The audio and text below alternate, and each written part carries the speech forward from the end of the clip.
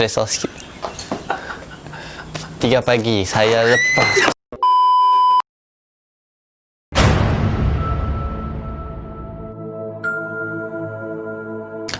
Assalamualaikum, hai. Okey, sini untuk segmen kali ni saya nak cerita tentang pengalaman saya sendiri. Okey, kat sini saya akan sertakan sekali video dan bukti-bukti yang saya alami. Kisah ni terjadi dalam 2019 bulan 12, tak silap saya lah. Jam 3 pagi lepas saya dah habis lepak dengan member and adalah sebelum tu saya ada pergi show. Lokasi yang saya alami ni ialah di Bagan Serai, Perak, Darul Rizwan. Kisah ni berlaku kat saya sendiri. Kejadian ni berlaku pada jam 3 pagi. Saya kisahkanlah perjalanan saya ni waktu saya dah hantar kawan saya pulang ke rumah. Dalam 2:40 macam tu, nak dekat pukul 3. Dalam perjalanan saya nak pulang ke rumah saya lah, semasa sewaktu saya nak pulang, saya berhenti dekat traffic light dan ternampak seorang wanita tua. Wanita tua yang dalam keadaan waktu tu hujan renyai-renyai sikit, dalam keadaan kesejukan. Memang kita tengok dalam keadaan sedih lah. Keadaan dia dah macam, memang dia tahan, memang dia panggil saya, dia tahan. Tapi saya dah terlajak waktu saya menaiki motor. Waktu kita naik motor tu, and saya pusing balik lah. Lepas kita tengok tak sampai hati, kita pusing balik. Dan bila saya tanya dia cakap dia dari rumah kakak dia apa semua. Kita tak, kemungkinan lah dalam fikiran saya, kemungkinan dia ada masalah family apa semua. And dia kata dia lapang, duit tak ada, tak cukup makan apa semua. So saya terus ajak dia naik motor dengan saya. Saya bawa dia ke sebuah kedai mamak. And dekat situ saya beli dekat dia macam-macam lah, nasi apa semua. Tapi sewaktu bungkus tu memang kita tak boleh nafikan, dia bungkus memang tak silap saya waktu tu ayam goreng 4 ketul, gulai ayam 4 ketul, nasi memang banyak lah.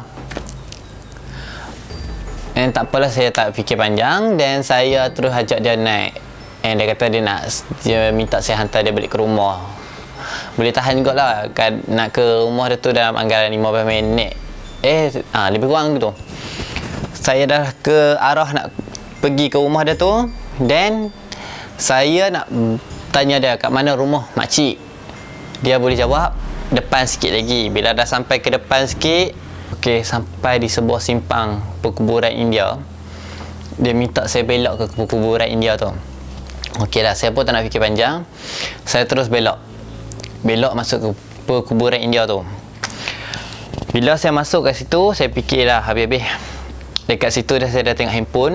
Line pun kita tinggal 2 bar je lagi. Internet pun dah berapa G. Saya terus hantar lokasi dekat member saya. Dan saya masuk dalam tu, ternyata memang line tak ada. Okey, kita masuk dalam kubur India tu. Saya masuk dengan dia sampai jumpa satu kelapa sawit punya kawasan. Dah memang jauh daripada kubur India sikit. Dia cakap rumah dia dalam lagi. Dan saya hantar. Saya hantar dia masuk ke dalam kelapa sawit, dan dia cakap rumah dia dalam lagi. Dalam perjalanan nak sampai ke rumah dia tu, saya tak sampai pun hantar ke rumah dia. Tapi waktu atas motor, dia boleh bercakap dengan saya. Dah pelik-pelik. Antara salah satu video yang sempat saya rakamkan, video ni. Mana masih? Ujung lagi? Ujung lagi?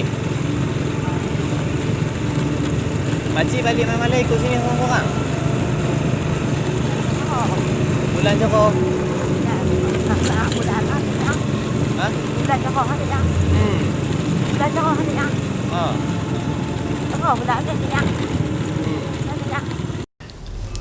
Anda dah tengok kan video tu kan? Saya tanya dia. Bila saya tanya dia berulang-ulang kali, dia jawab kat saya benda yang lain. Benda yang tak ada mengena dengan soalan saya. Apa kaitan makcik ikut lorong ni malam-malam dengan bulan yang terang?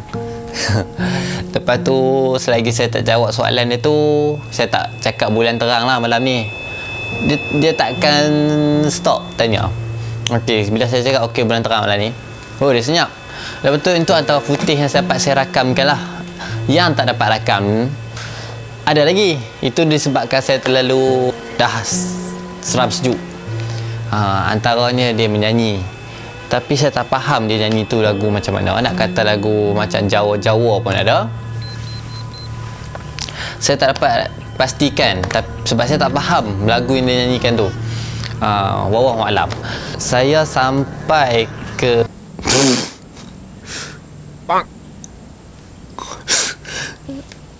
gangguan sementara. Okey, saya dah nak sampai ke sebuah kawasan yang berdekatan dengan tokong-tokong India. Dekat situ motor saya dah tak lepas nak masuk dah waktu tu, sebab keadaan tanah merah dengan kawasan dia yang lembut, memang jam lah motor. So saya minta kat dia, makcik saya turunkan makcik kat sini sebab motor saya dah tak lepas nak pergi jauh lagi. Jadi dia pun turun. Dan lepas dia turun tu, dia perhati saya dan dia cakap kat saya, terima kasih sayang. Waktu tu rasa oh my god. Lepas dia cakap macam tu, saya pun apalah, saya kat makcik ni selamat sampai lah. Okey, kalau video waktu saya turunkan dia dari motor tu memang ada, anda boleh tengok. Dah elok makcik.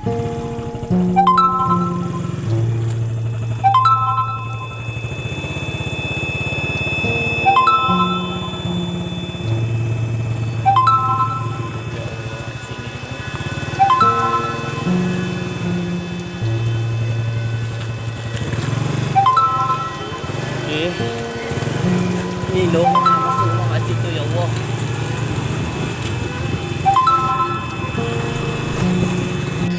Selepas saya dah turunkan dari situ, saya U-turn nak balik. Dalam raga motor baru saya dah sampai simpang separuh jalan dah, baru saya teringat dalam motor dia, motor saya tu ada ayam dia tertinggal.